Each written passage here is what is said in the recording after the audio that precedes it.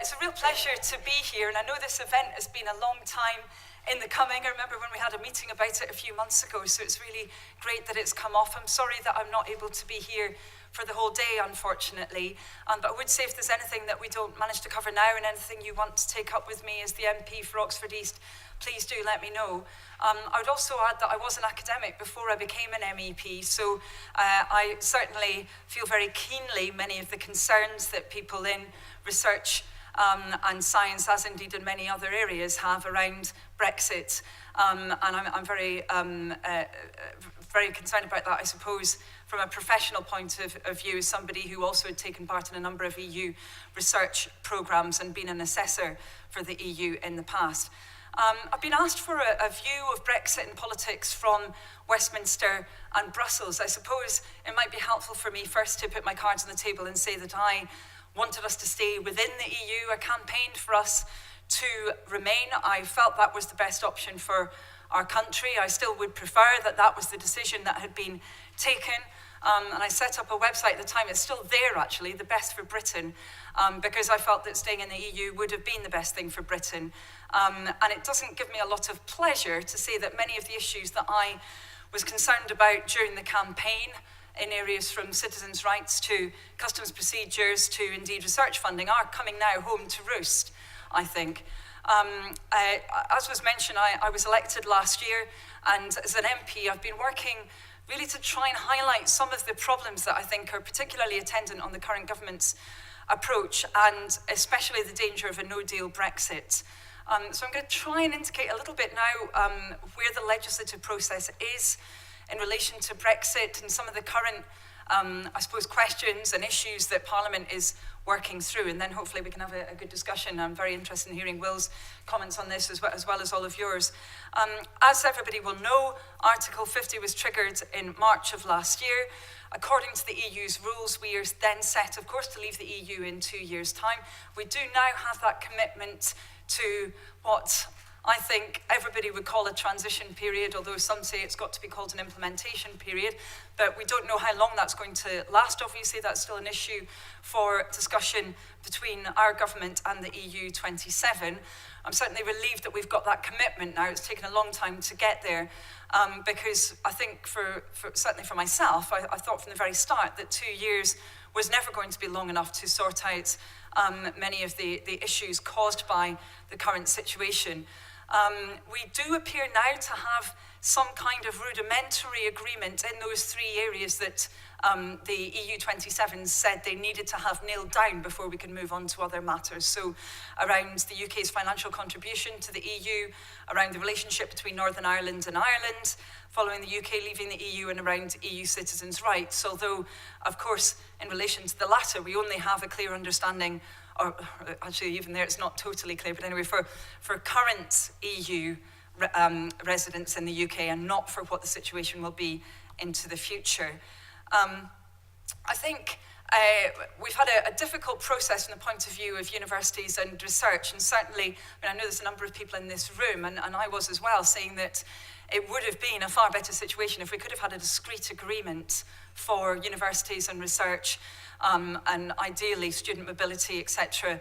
from the beginning. You know, they're not very politicised areas. They seem to be matters where we could have got that agreement. I would add to that as well Euratom as well, which I never had anybody raise with me on the doorstep when I was campaigning in the referendum. But we haven't, unfortunately, had that. Instead, we've had this situation where nothing is agreed until everything is agreed. I would say that I've been a bit concerned by the lack of priority I feel given to higher education and research matters in the negotiations. Certainly as a member of the European Parliament, I was very keen to stress the fact that, and I'm sure those of you who've participated in EU research programmes will know this in spades, that the EU 27 benefits hugely from us being involved in those programmes, just as we benefit from being engaged in them as well. And it's not just about the money, of course, it's also about the links between researchers and this, the understanding that's spread by being part of the European research area and EU research programmes. I have raised what I feel is the lack of priority of this issue within Parliament. In fact, it was the second speech intervention that I made, was to ask Theresa May why, if she really was concerned about the future of British science and European funding, why didn't we have any mention of that topic In her remarks on the European Council back in June, in any of the Brexit bills until that stage, or in the Queen's speech. Since then, we have had the government's position paper on continued collaboration, but I think there's still quite a lot of ambiguities despite that. I think it's inadequate, and it in particular doesn't deal with issues around researcher mobility going forward. I really think we need to have clarity in that area, not just considering researchers themselves, but also their families as well. And certainly conversations that I've had with academics and researchers have indicated that it's not just about the individual, but often their families who are concerned about coming to the UK, both if the rules are unclear, but also I think a lot of them are concerned about what kind of cultural reception they will get then when they come to our country. I think that's a tremendous shame.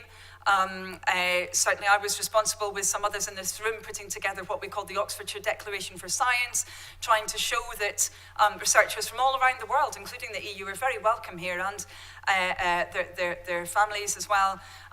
But ultimately I think people want to see more of a national signal coming on that issue, that they're very welcome here. In terms of, I suppose, some of the political dynamics and political questions, I'll just run through a couple of these and then we can have more of a discussion. We have now got a commitment that Parliament will have a meaningful vote on the final Brexit deal. That is likely to come in a few months. The big question for me is what the alternative is going to be, actually, to what we're presented with. If it's set up politically as no deal, then that will be a very, very difficult situation. If instead it's set up as having to go back to the drawing board, having to have more negotiations, trying to get to a better place, I think that would be much more satisfactory. And to me, that is what the meaning of meaningful would be in that context. If it's having just a gun put to our head, I don't think that's a meaningful vote particularly. Certainly my party has set out a number of different tests that we're going to assess any deal against. They're quite tough tests, but they're all of the ones that the Leave campaign said would be fulfilled by leaving the EU. So we feel if those tests aren't fulfilled, then we shouldn't support a deal. Secondly, there are, I suppose, a number of touchstone issues that are being discussed at the moment within Parliament, and I feel this week, I haven't always felt optimistic about this, as Will and others in this audience know. I'm feeling a bit more optimistic in some areas around some of the discussions on issues like the customs union, where there seems to be more of a willingness for some Conservatives to go, I feel, in the right direction, and also I feel my own party is going in the right direction. That the vote on that issue about our membership of the or a customs union was meant to be happening quite soon, but it looks like it's going to be pushed back, I think, potentially because the government expects that it won't have all of its party voting with it. So it'll be interesting to see what happens in that regard. There then also, I would say, all of the kind of attendant issues related to the Brexit legislation. And we're in a very, very weird position. So as lawmakers, we're being expected to try and set up enabling provisions for whatever deal the government comes up with. And it sometimes leads to slightly farcical situations. So I was on the Customs Bill Committee that was sitting over the last couple of weeks, and we were expected to be giving government powers, often with, we felt, not enough scrutiny, but expected to be given government powers to produce a customs system, but we had no idea what the customs system was actually going to look like at the end of the day, because we didn't know what the deal was going to be. So it's quite a strange situation. Certainly in that regard, we've been trying to say in these areas we need to have as much scrutiny as possible and as much democratic input as possible, and avoid this being used as really an ability to concentrate powers in the executive, which we think would be problematic. There are many, many other issues that I could focus on. I was just chatting a second ago that Brexit is so complex that it's very hard to know what to focus on. Of course, all of its impacts are already being felt by many people. And I know particularly in this city, we have so many EU residents here. We have so many people who have benefited from EU programs here. That there are many who are very, very concerned on this matter, and as the local MP, certainly I'm doing everything that I can to try and surface their concerns and to act on them. But I look forward to the discussion. Thank you.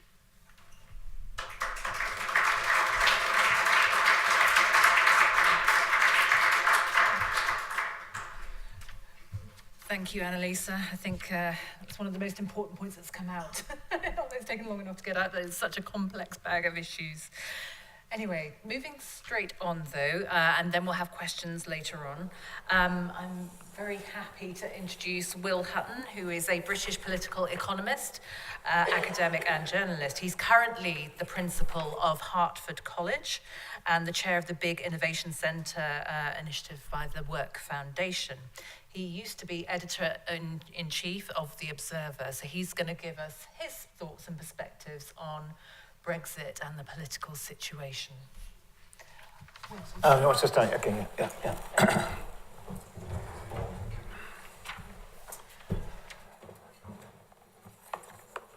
Well, thank you for the invitation to speak, and it was great to hear Annalisa, and very good of you to come and talk. Well, my starting position here is that the next 12 months, the stakes are could not be higher for Britain. Where I think if the red lines that, the Farageist red lines that Mrs. May is trying to fudge and try and get through the House of Commons is a de facto hard Brexit, I don't think we'll be able to re-enter the European Union for a generation. And I think the impact on Britain, our economy, our culture, our foreign policy, and actually on Europe will be extremely serious. I know most people in the room agree with that. But that segues into how serious I think things are in Europe. On March the 4th, Italy goes to the polls. You all know that in 106 urban areas in Italy, Mussolini simulacrum black shirt organizations have got going. The situation in Italy is phenomenally serious politically, and it's not much better in Germany, where Alternative for Deutschland are only 0.5% behind now the SPD as its members vote for this grand coalition, which actually the German electorate voted against. And I think that's going to precipitate a political crisis in Germany. Our continent is confronting extremely grave cross-currents and disengagement from it, and making things worse by leaving it is actually, I think, will be seen by historians in the future as one of the most serious strategic miscalculations this country has ever taken. And thirdly, and less spoken about, is the risk for the Tory party of a second referendum which they lose. If that was to happen, that would wreck the Conservative Party as a political organisation. And it must be avoided at all costs. If you are a Conservative strategist, you've got to hold the party together. Just imagine the cross-currents within the Conservative Party after a referendum which had been won, say, 55-45. The party simply couldn't hold. So it's a profoundly serious, and that actually segues into the kind of constitutional crisis, because in a first past the post system, you need two majoritarian parties competing each other head to head to make the system work. And overlaid and everything else, there's that. So that's right. Start. Michel Barnier is circulating in European capitals today his staircase of Mrs. May's red lines. Slip of the tongue there. Actually, in a book I'm writing with Andrew Adonis called "Saving Britain," unprovocatively Saving Britain. The second chapter, Andrew insists we call how Nigel Farage became Britain's Prime Minister. And the argument is that actually Farageism has led straight to the red lines that inform this Barnier staircase. But if you take all the red lines on a customs union, single market, European court, you end up with the best hope being, Barnier would say, Canada, the Canadian Free Trade Agreement, which doesn't, of course, include the service sector, in which Britain has a comparative advantage with the European Union, it seems at Chequers yesterday, the cabinet coalesced, or the 11 members of it, in the inverted commas war cabinet. I hate that phrase, actually. We're not at war with Europe.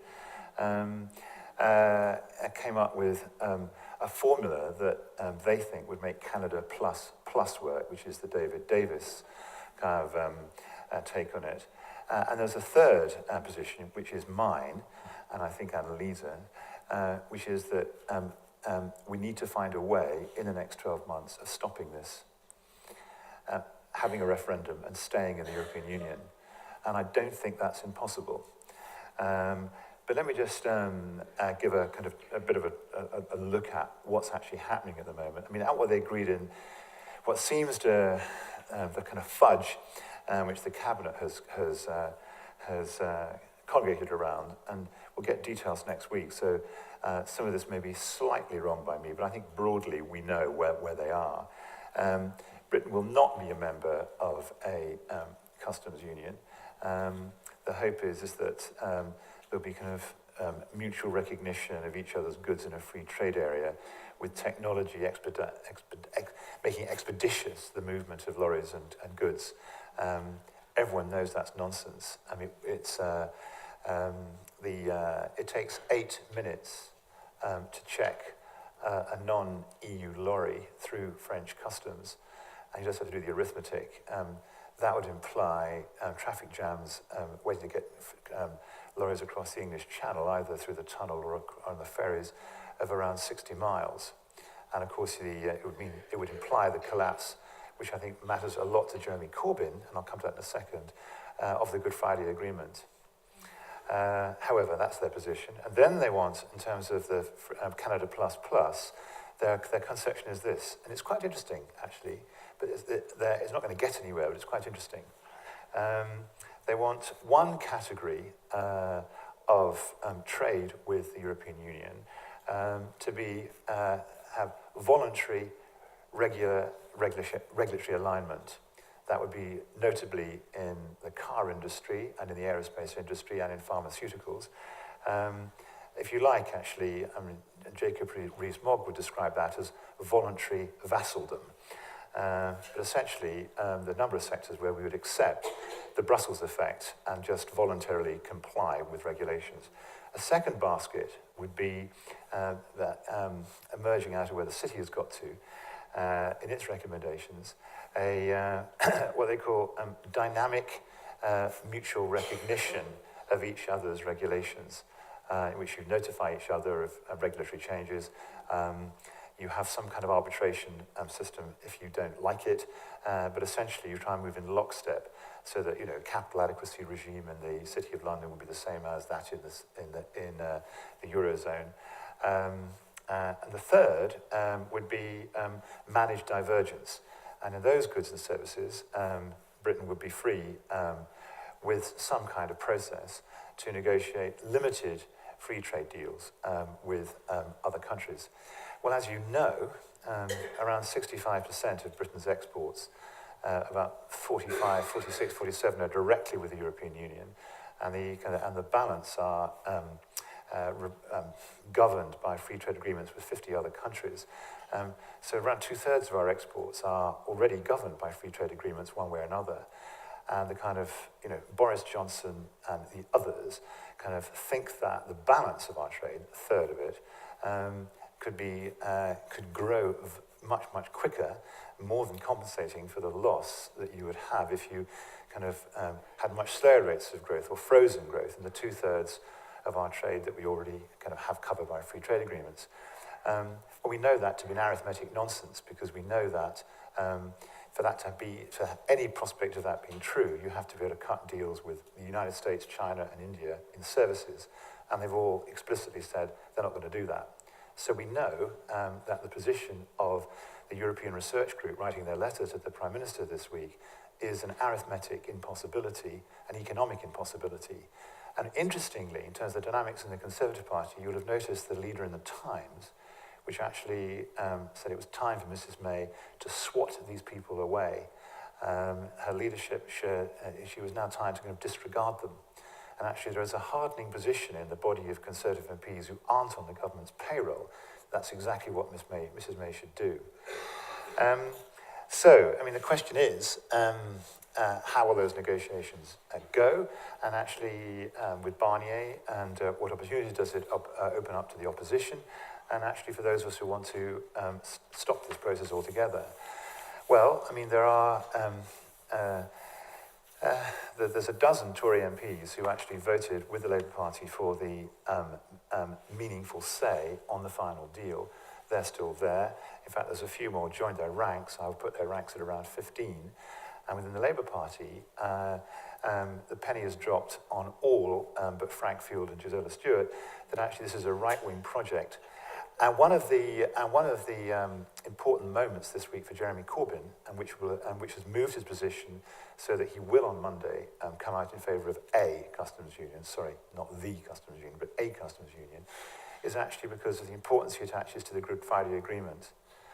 And Owen Paterson and John Redwood combining with Arlene Foster to say that the Good Friday Agreement had reached and run its course was for him actually a kind of catalytic moment. That really moved him. He is in favour of ultimately united Ireland. His sympathies lie with Sinn Féin and the Republican movement, not with the DUP. And actually he's definitely not going to risk it by there being no customs union. So I have absolutely no doubt that, and there's a negotiation going on now between Anna Soubry and the Shadow Chief Secretary of the Labour Party for what will be the actual character of the motion on the customs union, around which actually Tory rebels and the Labour Party can combine. I think they will find a wording, and I think they will vote it down.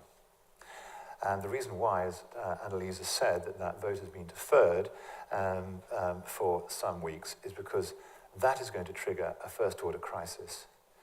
Because then you're in a situation where Britain is going to remain in a customs union, which will actually look exactly like the customs union, and it will be trying, if this compromise holds at Chequers, for the substantive part of its goods and services, either to be directly regulated under single market terms, or indirectly done through this dynamic mutual recognition program. And the question then flows on, what are we doing? Why are we getting ourselves in this position where actually we are de facto members of the European Union, but with no voice in how the kind of regulations or government structures are kind of set out?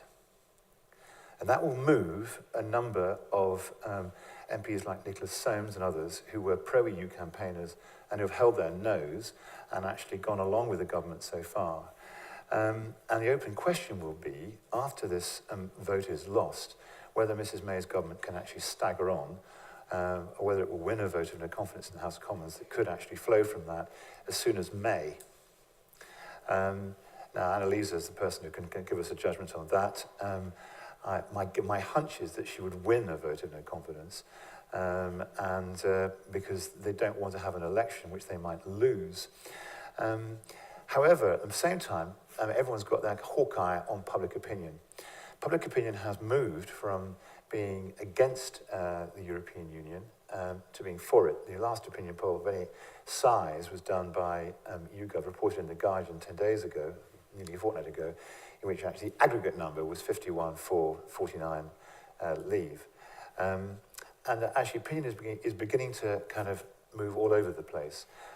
Farmers are moving, the NFU is moving, the city's position is clear, the trade union position is clear, and the kind of Nigel Farage and the UKIP have only got kind of 1.5% of they're barely registering now in the opinion polls, and Farageism and Farage have become extremely unpopular. And the leaders of Leave, Johnson and Gove, are no longer the charismatic figures they were 2 years ago. I think that as the intellectual argument gets made by, amongst others, the book I'm writing with Andrew Adonis and other people kind of, Scientists for the EU, Mike Goldsworthy and co. I mean, as we all start to make these arguments, opinion is shifting.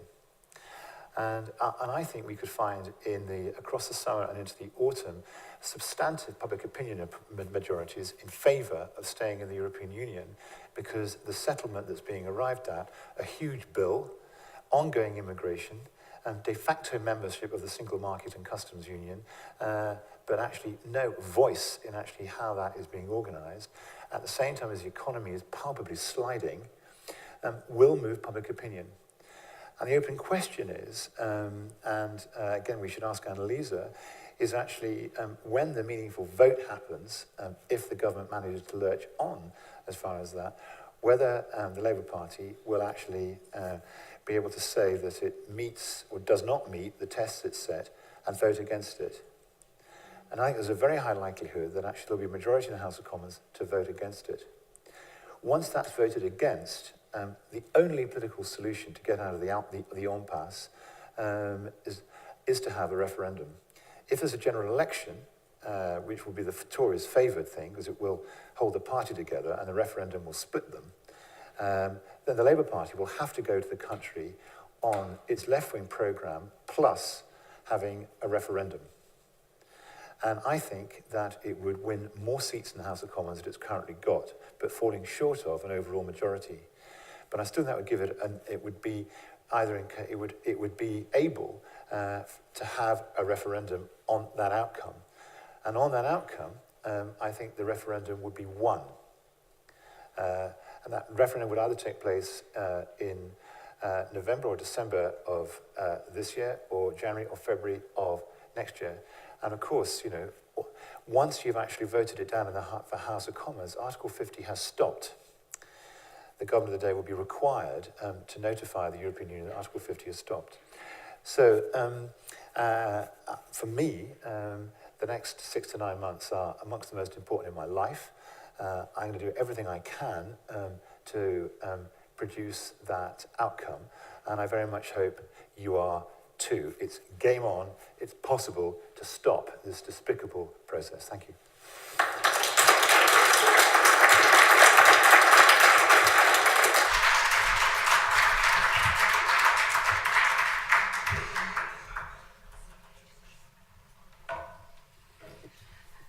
Thank you, Will. I think many people over lunch were discussing exactly those sorts of views, and we're very pleased that you've put them forward.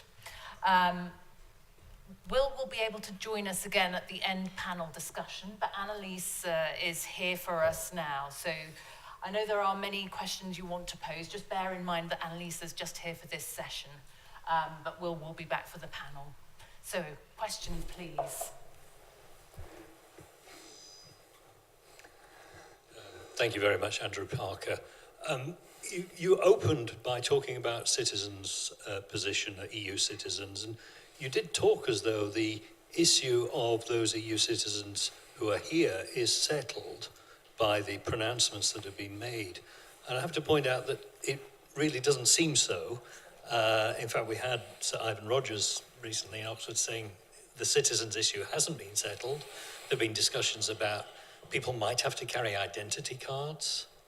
There is uncertainty about whether they could bring a relative from another country from EU27 here. All of those kind of issues are not resolved, and the nature of the citizenship is changing just as profoundly as the nature of the citizenship for everyone in the UK is changing. The opportunity for my children to go live and work in the rest of the EU is changing, and these things don't seem to be figuring very much in the political discussions in this country, which seem to be entirely along the lines of you're either British or you're not.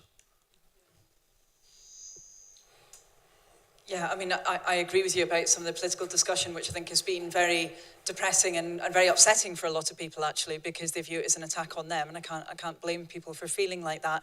I think there has been more detailed discussion around some of these areas, and I would say, I think I didn't say it was all settled. I said even there, I think I said, there's still issues, but there are even more problems, I think, about the future situation, I think is the way that I phrased it.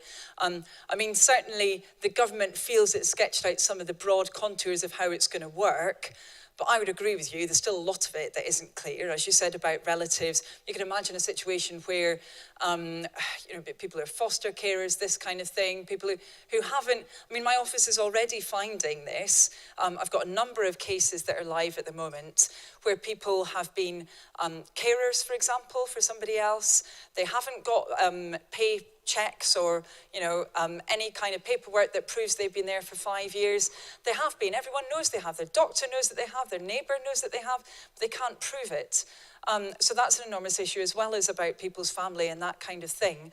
And I think these matters do need to get nailed down. I know that Yvette Cooper, I've certainly been talking to her quite a lot about this, as the chair of the Home Affairs Select Committee, and she's been trying to put pressure on a number of these matters. Because we are very concerned, and certainly my post-bag reflects that.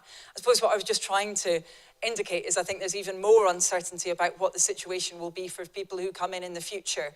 And I think we see that already in Oxford, particularly in areas like the NHS, where the level of EU recruitment has gone through the floor because there's so much uncertainty about that.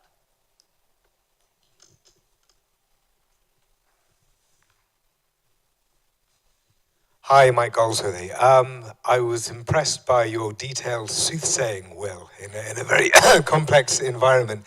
And a question on that for both of you.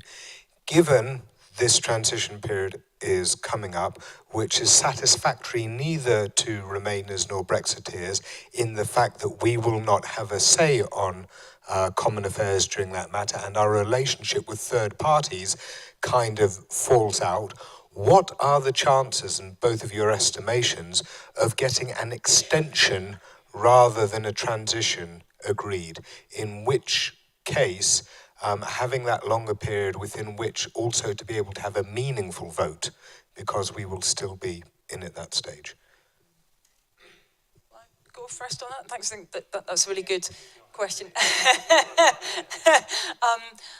I think certainly this is a very live question, from I understand it, talking to some of my MEP colleagues, that especially that issue about our relationship with third countries has led some people to think that actually legally we could get into a very sticky situation, because we'd be anticipating that all of our existing agreements via the EU would continue to apply for that transitional period, but they're all founded on the basis that the UK is still a member of the EU.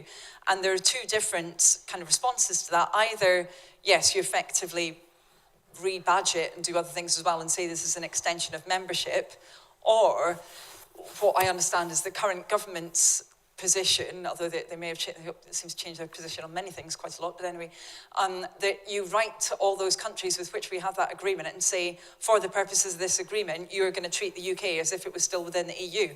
Then, of course, it just takes one of them to turn around and say, well, actually, we're not. And then the whole system doesn't work. So I think it is certainly something that is being discussed. I mean, I would say that this general matter about being a rule taker rather than a rule maker is one that, many of us tried to surface within the referendum campaign. And I think that just about any eventual approach is going to have an element of that. And it's a question of trading off the coordination as against the extent of involvement in decision-making, I suppose. Well, I mean... Oh, sorry, you've got a mic on you. Oh, have I? Okay. I beg your pardon, I'll get Hal round. Anyway. Look, I mean, people who know Brussels well say that one of the great tricks in European negotiations is always, that the deadline gets extended. And I can imagine that we get to March of next year, and actually it's in, there's an agreement to kind of extend the 2-year period by a year or whatever it might be, because the whole thing is such a debacle. But people, I mean, I think Unilever will announce next week that it's about to move its headquarters to Rotterdam. There's every day non-reversible investment decisions have been taken to leave Britain or not invest here. I mean, this is not a cost-free process. Already you can see that in economic terms, the consequences of this, I mean, growth in 2018 is meant to be 1.5%. I think it'll be less than that, actually. That's, well below trend. The economists for Brexit forecast economic growth this year of 2.7% using their model. And that's the model that actually generates all these fabulous kind of things that are going to happen in the next 10 or 15 years.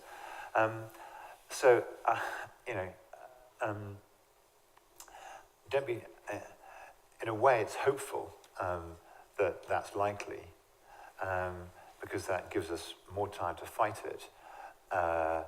But every 6 months this process goes on is another. I mean, you can hear in the university. I mean, it's you can't make decisions. You're frozen. I mean,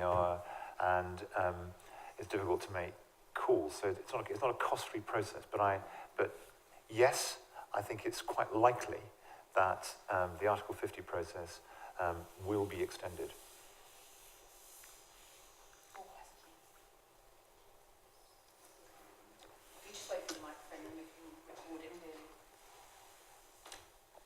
Thank you.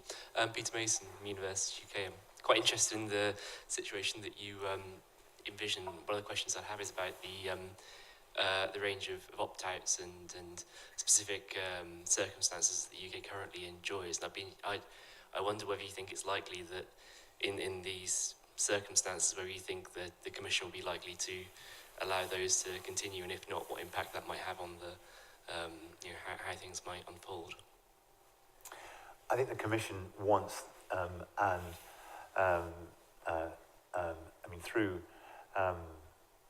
indirectly via back channels in contact with Macron and his people, their view is that they'd like Britain to stay in the European Union, and if we stop the clock before March 29th of next year, I think that we would stay in with our opt-outs and our budget rebate.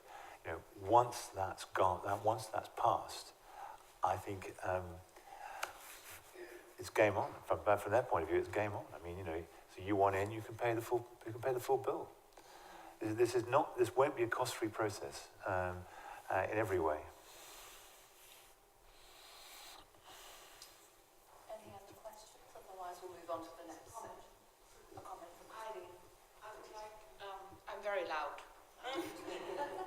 It's not just for you and us hearing, it's about Gosh, I'm loud. I think I would really like to thank you both for this session. I know that we met before, Annalisa. I was up there for the Declaration on Science. You've been there really for all your European citizens and people who feel strongly about it in Oxford for a very long time. And immediately after the referendum, you tried to make us feel better about it. You tried to change things. And you clearly continue to do so. And kind of whatever nearly the outcome is, which, will be very sad in one case or not, maybe a bit of hope here. It gives me hope for British politics that you're standing up for us and that you're so honest and sharing your opinions with us. And also to you, you said at the end that you will fight for it and you hope we do the same. And I'm not sure many of us actually do, apart from being sad and trying to work in the corresponding limits that we feel have been given to us. I would really like to know, maybe at some other point, what do you think, both of you, what we could do to not just work in what we think will be the given constraints, but to potentially change the course of what is going on at the moment, because this is what you two are doing. And I'd like to do that too.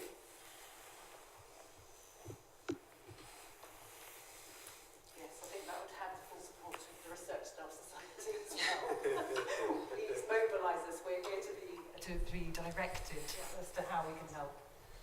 I mean, I think I'd want to respond by saying thank you very much. Very moved by what you said. It's very kind of you. And I think actually people who've heard about your experience and that of other EU residents who are here in Oxford have learned a lot, actually, including people who might not have fully thought that through and realised what the impact has been. And, I always remember when I was in Headington, I think it was just a couple of weeks after the referendum, And this woman came up to me and she said, oh, I've just been at the JR. I didn't realise that it was going to affect the people there. And there hadn't been that thought necessarily before. So I think getting people's experience is really important. I would say that I think there is a lot of debate and discussion and argument as well about what I might call kind of tactics and approach at the moment. And, you know, certainly myself and Will and Mike and others here have had that discussion. And there's a question about, so I mean, there's some people in my party who think the right thing to do now is to call for another referendum, for example. I have respect for their position. What I worry about is when there hasn't been a significant change in public opinion. I'm not saying that it's never going to come, and there has been a change, and Will's absolutely right in that. But if there hasn't been a significant change, there's a danger that people who voted to leave will feel that they're just being told that they were wrong. And psychologically, when we tell a human being that they were wrong, most of the time they don't say, oh yeah, they say, I don't want you telling me what to do. And actually a lot of people who voted to leave, in my experience, did so because they were fed up with politicians. And if they think politicians haven't listened to them, you know, particularly around some of the issues that motivated people's concerns, I mean, around quality of life matters, for example, you know, competition in the housing market, low wages in certain sectors, that kind of thing. If they think that hasn't changed, then I think we could be in quite a difficult position, actually, if we're just saying we'll go back on what people voted on. What I think is very different from that, and what I've been trying to do, is to make sure people can take an informed view with this. So, you know, to make sure people know, I mean, for example, around customs, some of the matters that Will was talking about, you know, how long it's going to take goods to go through if we're not part of a customs union, all the extra bureaucracy, all the problems this would cause, people need to know about that. And then they can decide, you know, whereas I think at the moment saying that wasn't the right choice, I'm not sure that's going to land us in a better place. I'm not saying that it will always be like that, though. And I think, you know, I'm just laying my cards on the table there. And it's a discussion that a lot of people are having at the moment in Oxford and thinking through what the best response is. But I think in terms of your own situation, I think there's a lot of really good work going on in our city. I mean, there's a lot of groups that have been created, new European group. The European movement has brought a lot of people together, and I think it's about trying to make sure that all those connections are there so that people don't feel that they're on their own with this, and so that they hopefully know that they're supported, and by their neighbours as well. And actually there's probably more that we need to do as a city on that topic. I know the City Council's been trying to think about actions in that regard, but I think there is a lot more that we need to think about, actually. Just a few words. The opening few lines of the book I've nearly finished, actually, with Andrew. We say, Brexit, Britain was right. The status quo is insupportable. The solution is not to leave the European Union. And we argue that the Brexit vote was a social revolt. The Social Mobility Commission, its State of the Nation report in 2017, identifies 35 social mobility cold spots where primary school, preschool, tertiary education, higher education, living standards and wages are all bad. All 35 voted Brexit by majorities of 60% or more. There are 100 local authorities where in the 10 years up to 2016, house prices either stagnated or went down. 94 voted Brexit. In Blackpool, where the Brexit vote was just under 70%, there's a phenomenon called shit life syndrome, because the rate of suicide and depression is so high, and actually sales of a commodity I'm sure that none of you know of, but is the £10 dental assistance kit, because you can't get to NHS dentistry in these cold spots because you don't have dentists. You have to buy yourself your own self-help machine with which you'll do your fillings. You know, that is contemporary Britain. That is why there was a Brexit vote of the character we saw, and why the referendum has to be coupled with a substantive programme of economic and social change, promising Brexit Britain that actually we have heard what they said and we are going to change it. We're going to repurpose British capitalism. We're going to reorganize a different social contract. We're going to reconstitute our democracy. We are not going to carry on like this. Places like Chatham or Corby or Blackpool or Wigan or Stoke can simply not be neglected in the way they've been neglected.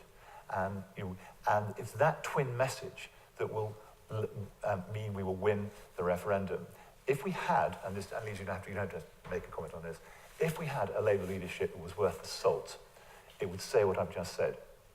And it would be committing to a European referendum, and it would be committing to that programme, and it would be marrying its already quite interesting kind of manifesto with the need to win the vote in Europe, to recommit to Europe, to our continent, to recommit to its values, and actually launch a programme of economic and social transformation of the type I've outlined.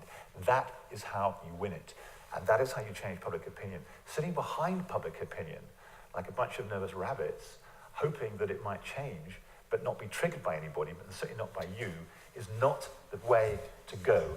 And when the stakes are so high for the country and for Europe, it's shameful. I'm sorry to say that, but that's what I think. So.